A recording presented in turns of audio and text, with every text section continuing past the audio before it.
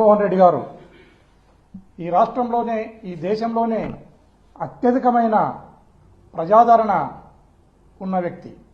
అదే కాకుండా highest threat ఉన్న వ్యక్తి కూడా జగన్మోహన్ రెడ్డి గారు.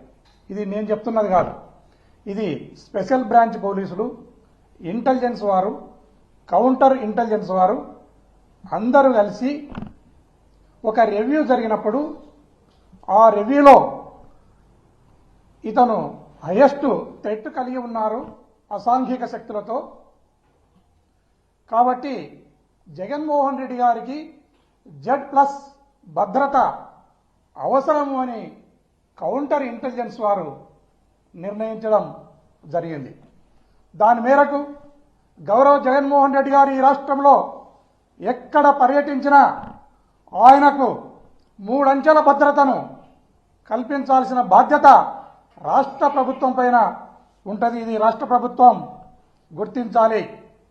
ఆయన ఇంటి దగ్గర ఉన్న భద్రతను మినహాయిస్తే ఈ రాష్ట్రంలో ఏ ప్రాంతానికి వెళ్ళినా, ఏ సమయంలో వెళ్ళినా వేలాది మంది జనము గుమిగూడుతా ఉన్నారు. వారిని కంట్రోల్ చేసే బాధ్యత, వారిని ఒక ఆర్డర్లో పెట్టే బాధ్యత ఈ రాష్ట్ర ప్రభుత్వానికి ఉంటుంది. అలాంటిది మొన్న జగన్మోహన్ రెడ్డి గారు రామగిరి మండలానికి వచ్చినప్పుడు పోలీసు ఎలాంటి వైఫల్యం చెందిందో, ఎలా ఫెయిల్యూర్ అయిందో మనమందరం కూడా ప్రత్యక్షంగా చూసినాం.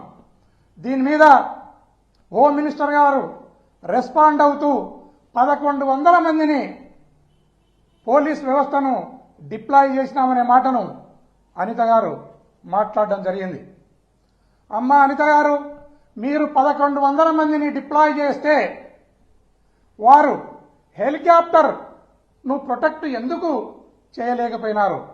ఎందుకు చేయలేకపోయినారంటే నేను చెప్తున్నాను, మీరు శ్రద్ధగా వినండి. దీని మీద మరొకసారి జగన్మోహన్ రెడ్డి గారి పర్యటనను జాగ్రత్తగా చూసుకోండి. బాడుకోకు బారానా, మాల్ ఓనర్కు చారానా అన్నట్లు మీ డిప్లాయ్మెంట్ ఉంది. అది ఎట్లా అంటే, మీరు పెట్టిన 1100 మంది పోలీస్ సిబ్బందిని పరిటాల సునీతమ్మ ఇంటి దగ్గర కొందరిని, పరిటాల రవి సమాధి దగ్గర కొందరిని, అదేవిధంగా మొన్న లింగమయ్యను హత్య చేసిన ముద్దాయిల ఇండ్ల దగ్గర సగం మందిని డిప్లాయ్ చేసి, ఎవరైతే జగన్మోహన్ రెడ్డి గారిని చూడడానికి వైఎస్ఆర్ కాంగ్రెస్ పార్టీ కార్యకర్తలు కానీ లీడర్లు కానీ వస్తున్నారో వారిని కంట్రోల్ చేయడానికి మిగతా పోలీసును 4 భాగాలు చేసి మీరు అక్కడ పెట్టడం జరిగింది. జగన్మోహన్ రెడ్డి గారి దగ్గరికి వచ్చే వరకు ఆ హెలికాప్టర్ దగ్గర గార్డు సరియలేదు.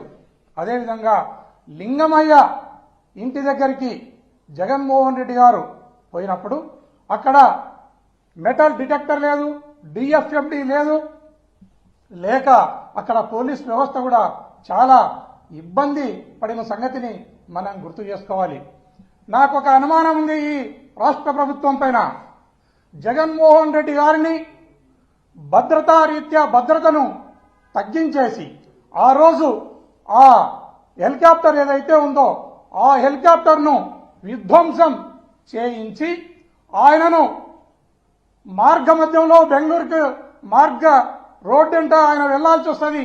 ఆ మార్గ మధ్యంలో ఆయనపై భౌతిక దాడులు చేయడానికి ఈ రాష్ట్ర ప్రభుత్వం కుట్ర చేసిందనడంలో ఎలాంటి సందేహం లేదనేది నేను ఈ రాష్ట్ర ప్రభుత్వానికి తెలియజేస్తున్నాను, ప్రజలకు కూడా తెలియజేస్తున్నాను.